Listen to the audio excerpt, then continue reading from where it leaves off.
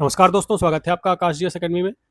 दोस्तों, हिंदी की इस सीरीज़ में अब तक हम लोगों ने 7 वीडियोज़ में पूरा वर्णमाला दोस्तों कवर कर लिया है। तो दोस्तों, इस वर्णमाला टॉपिक से टॉप 100 एमसीक्यूज़ मैंने आदित्य प्रकाशन की बुक से निकाले हैं दोस्तों, जो किसी न किसी एग्ज़ाम्स में आपके आए हुए हैं, जो बहुत ही इंपॉर्टेंट है और ये बार-बार क्वेश्चंस रिपीट होते हैं। तो टॉप 100 क्वेश्चंस में से आज हम लोग 20 प्रश्नों पर बात करेंगे, 20 प्रश्नों पर विस्तार से चर्चा करेंगे। पहले तो मैं आपको आंसर बताऊंगा हर एक क्वेश्चन का, फिर उसके बाद चारों ऑप्शन की डिटेलिंग भी करूंगा, चारों ऑप्शन को समझाऊंगा भी। आप किसी भी एग्जाम्स की तैयारी कर रहे हो यूपी के दोस्तों, चाहे वो लोअर पीसीएस हो, लोअर पीसीएस एक बहुत बड़ी भर्ती दोस्तों आई है, 2285 लगभग पढ़े इसमें, बहुत ही बड़ी भर्ती है। तो इसमें हिंदी का बहुत बड़ा रोल होने वाला है। लोअर पीसीएस हो, लेखपाल का एग्जाम हो जो आपका मई में होना है, या फिर कोई भी अन्य एग्जाम हो दोस्तों यूपी का, तो जहाँ पर हिंदी दोस्तों आती ही आती है। तो ये लेक्चर सीरीज दोस्तों, ये एमसीक्यूज की ये सीरीज आपके एग्जाम्स के लिए बहुत ही महत्वपूर्ण होने वाली है, क्योंकि आपको यहाँ से सीधे सीधे क्वेश्चन देखने को मिलेंगे। क्योंकि हिंदी में टॉपिक बहुत बड़ा नहीं होता है, इसलिए यहाँ से क्या होता है, क्वेश्चन जो है बार बार रिपीट होते हैं। तो इन्हीं क्वेश्चंस की हम लोग प्रैक्टिस करेंगे दोस्तों। तो चलिए दोस्तों शुरू करते हैं।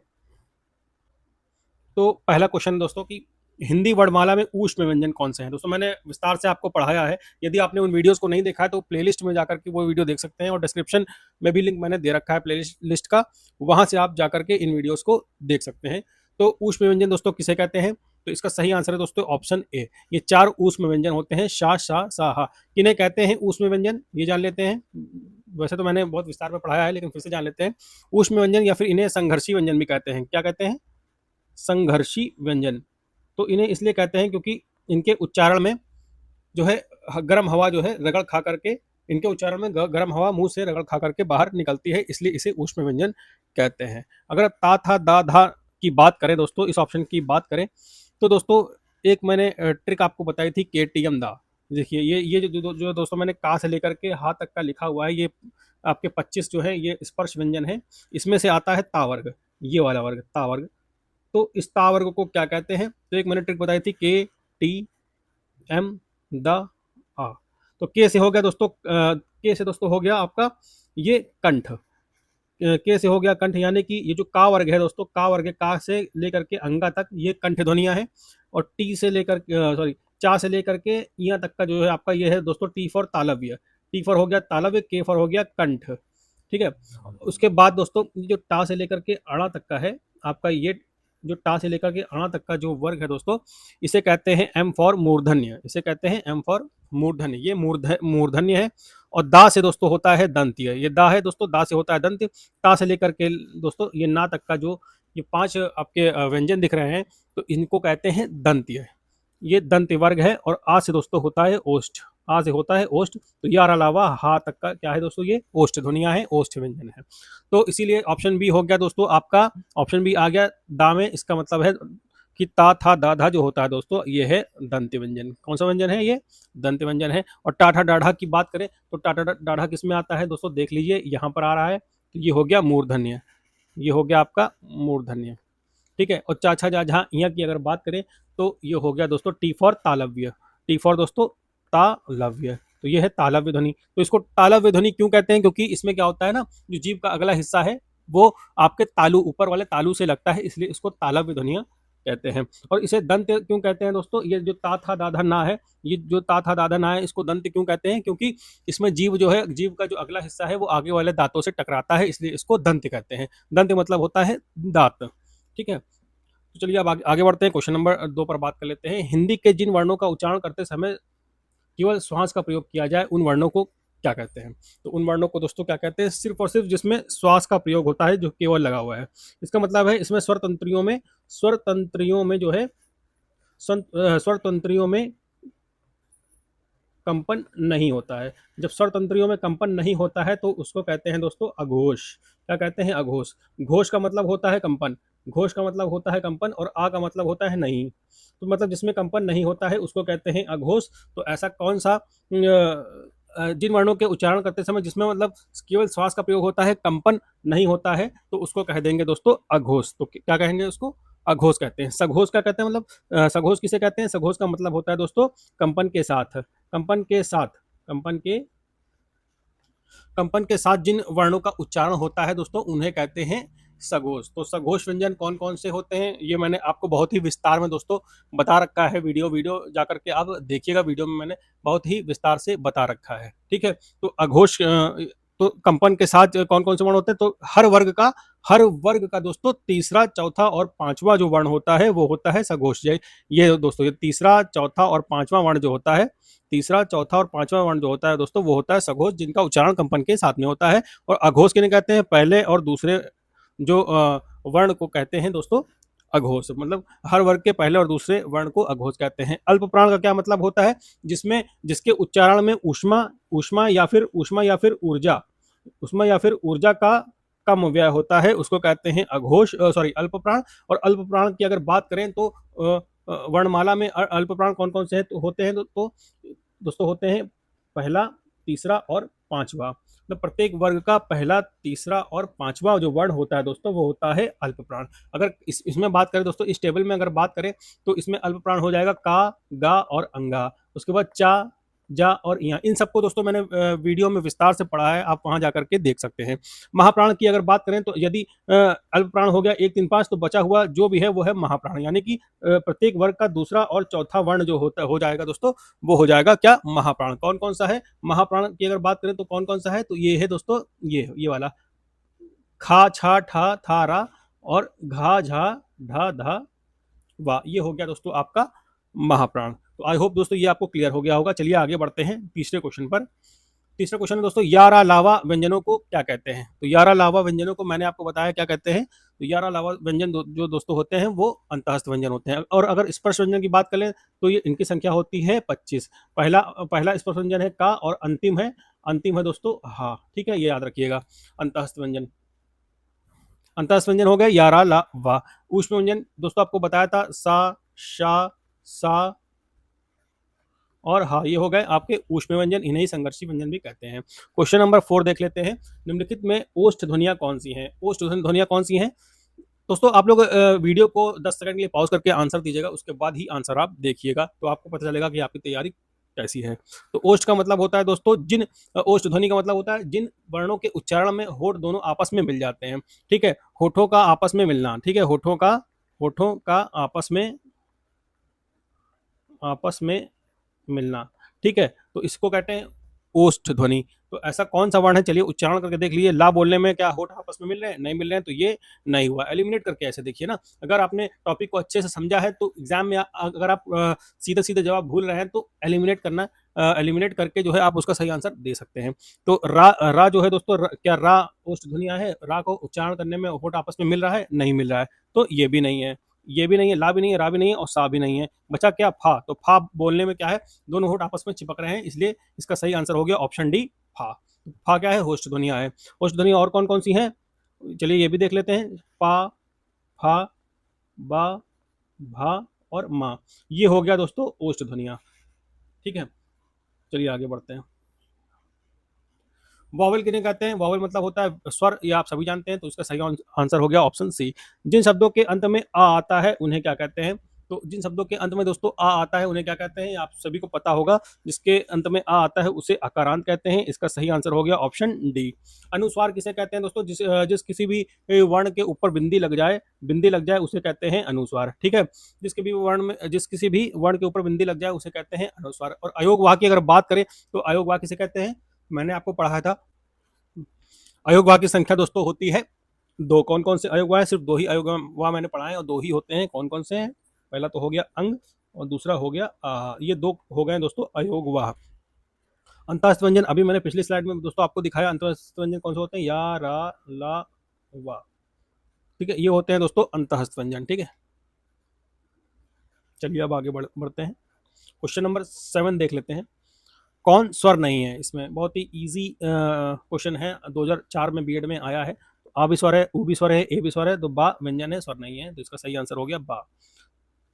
निम्नलिखित में से कौन सा वर्ण घोष है। घोष का मतलब होता है सघोष। घोष का मतलब होता है दोस्तों सघोष। सघोष का मतलब होता है ऐसे वर्ण जिनका उच्चारण में स्वरतंत्रियों में कंपन होता है। ऐसे वर्ण जिनका उच्चारण में स्वरतंत्रियों में कंपन होता है उसे कहते हैं सघोष या फिर घोष वर्ण। तो इसका सही आंसर दोस्तों आप लोग बताइएगा कमेंट बॉक्स में। वैसे मैं बता दे रहा हूँ। अगर आप इसका उच्चारण करेंगे, सभी का उच्चारण करिए और देखिए किसमें कंपन हो रहा है और किसमें नहीं हो रहा है। अगर जिसमें हो रहा होगा कंपन ना दोस्तों, वही इसका जो है सही आंसर है। तो इस पा का अगर आप उच्चारण करेंगे तो क्या पा में कंपन हो रहा है? तो नहीं हो रहा, तो ये इसका आंसर नहीं है। टा बोलिए, टा बोलने में स्वर तंत्रियों में कंपन हो रहा है? नहीं हो रहा है, तो ये भी इसका आंसर नहीं है।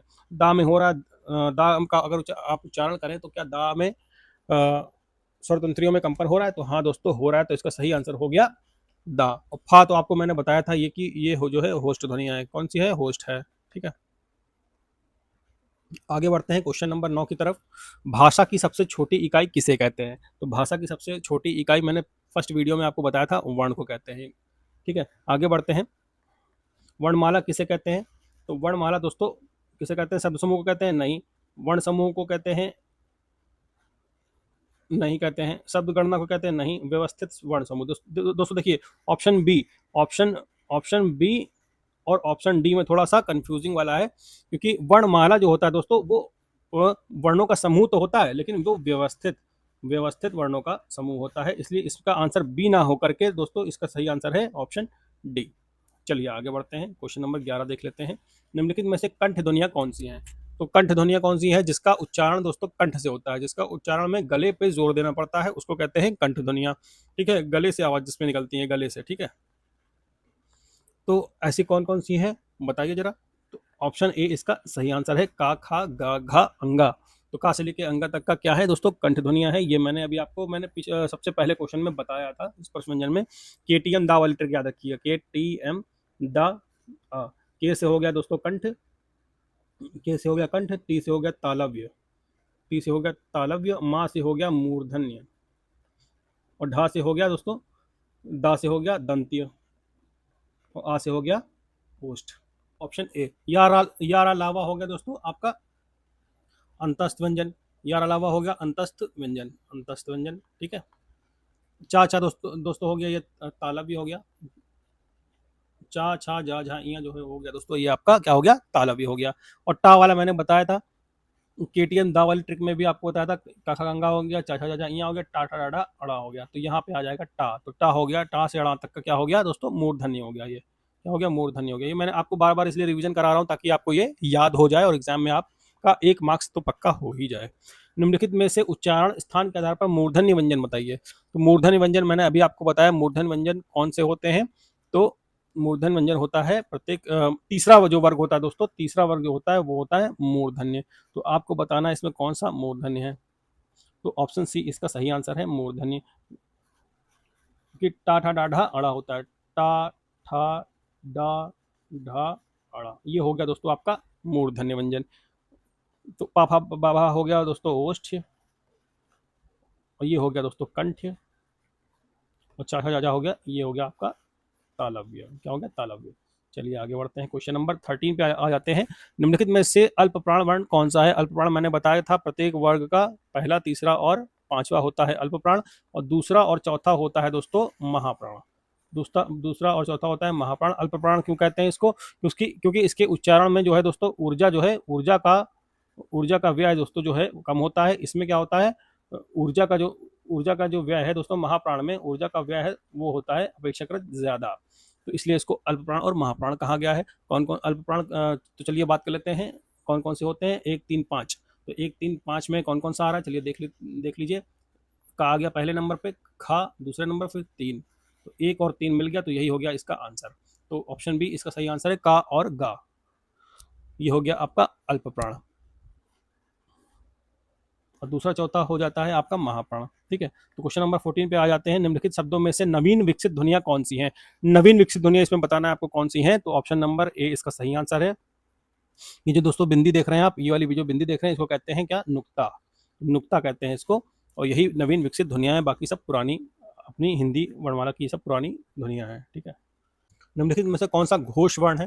फिर से घोष वाला सब क्वेश्चन आ गया। घोष वर्ण जिसमें मतलब कंपन होता है, तो कौन सा घोष वर्ण है? चलिए देख लेते हैं। घोष का मतलब होता है सघोष। ठीक है, घोष का मतलब होता है सघोष, और ये होता है तीसरा, चौथा और पांचवा वर्ण। प्रत्येक वर्ग का तीसरा, चौथा और पांचवा वर्ण होता है दोस्तों सघोष। ठीक है, तो ये तो दूसरा वर्ण हो गया, तो इसका तो ये आंसर नहीं है। ये हो गया पहला वर्ण, तो ये भी आंसर नहीं है।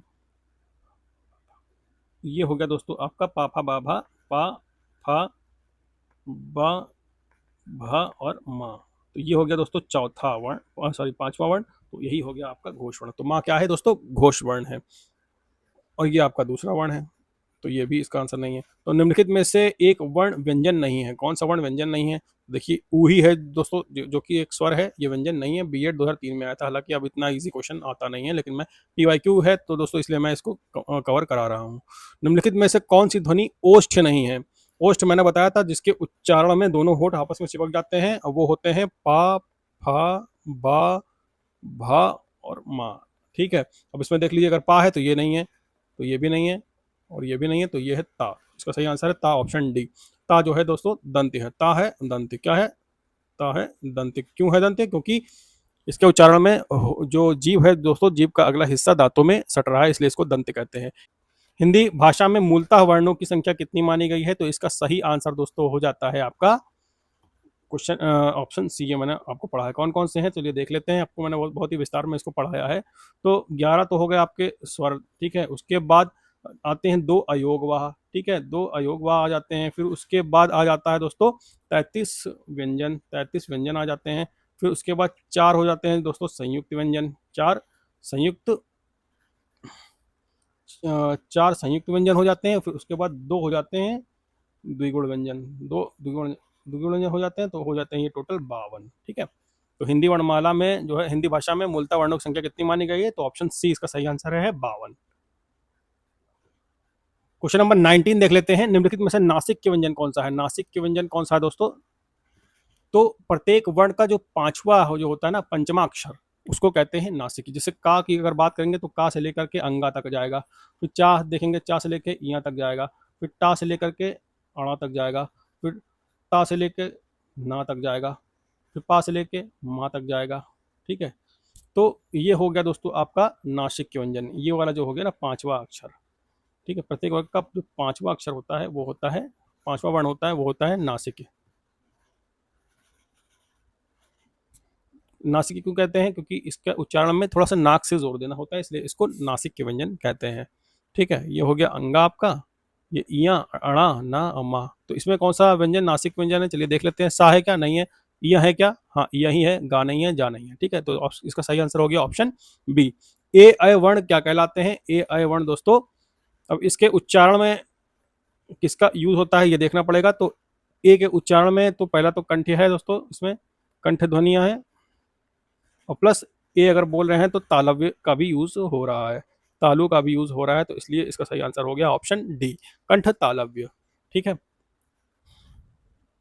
तो दोस्तों ये थे आज के टॉप 20 एमसीक्यूज जो किसी ना किसी एग्जाम्स में आपके आए हुए हैं और आगे भी आने की संभावनाएं हैं। तो इनको बहुत ही विस्तार से आप नोट्स बना लीजिएगा अगर चाहें तो। यहाँ से दोस्तों आपको क्वेश्चन जरूर देखने को मिलेगा। यदि आप लोअर पीसीएस के एग्जाम की तैयारी कर रहे हो, चाहे वो लेखपाल के एग्जाम की तैयारी कर रहे हो, चाहे यूपी के किसी भी एग्जाम की तैयारी कर रहे हो, यहाँ से आपको क्वेश्चन देखने को मिलेगा। दोस्तों मैंने अपने चैनल के माध्यम से यूपी जीके का कंप्लीट वीडियो लेक्चर सीरीज मैंने तैयार किया है, वो आप प्लेलिस्ट में जा करके देख सकते हैं, और डिस्क्रिप्शन में भी इसका लिंक है। ठीक है, अभी मैंने कंप्यूटर श्रेया मैम के द्वारा जो है कंप्यूटर पढ़ाई जा रही है दोस्तों आपके यूपी ट्रिपल एससी के सभी एग्जाम्स के लिए, और स्पेशली लोअर पीसीएस के लिए। ठीक है, लोअर पीसीएस के लिए। तो ये लेक्चर सीरीज भी आप देख सकते हैं। एक लेक्चर आ चुका है, एक क्या दो लेक्चर आ चुके हैं, वहां से आप जाकर के देख सकते हैं। कंप्लीट कंप्यूटर पढ़ाया जाएगा दोस्तों, यहाँ पर कंप्लीट पढ़ाया जाएगा, और आपको पीडीएफ भी दोस्तों, पीडीएफ भी मुफ्त में दी जाएगी।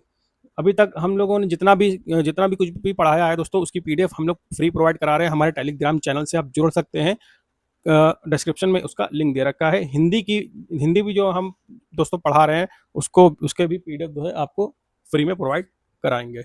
तो आप टेलीग्राम चैनल से भी जुड़ सकते हैं। तो दोस्तों आज के लिए इतना ही रखते हैं, मिलते हैं अगले वीडियो में। जय हिंद।